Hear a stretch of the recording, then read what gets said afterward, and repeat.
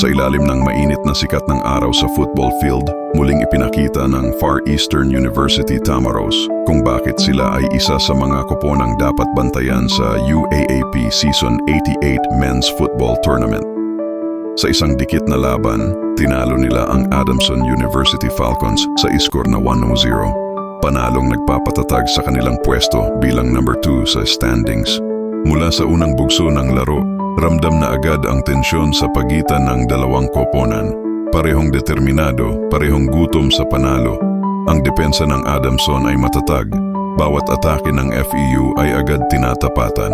Pero hindi rin nagpatinag ang mga Tamaraws. Sa kalagitnaan ng unang half, isang mabilis na pasa mula sa midfield ang nagbukas ng pagkakataon. Sa tamang timing at galing sa pagkontrol, naisahan ng striker ng FEU ang goalkeeper ng Falcons. Goal! Umugong ang sigawan ng mga tagahanga, ramdam ang adrenaline sa bawat sulok ng field. Habang tumatakbo ang oras, sinubukan pang bumawi ng Adamson.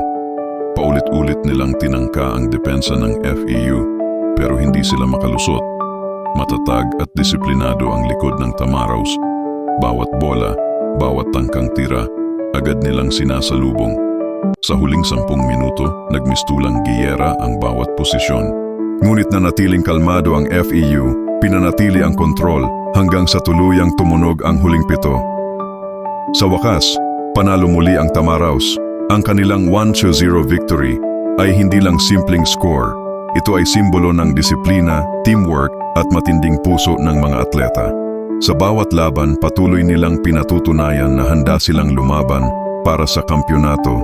At kung ganito pa rin ang kanilang laro, mukhang mahihirapan ang sinumang koponan na patumbahin ang mga Tamaraws ng Far Eastern University. Early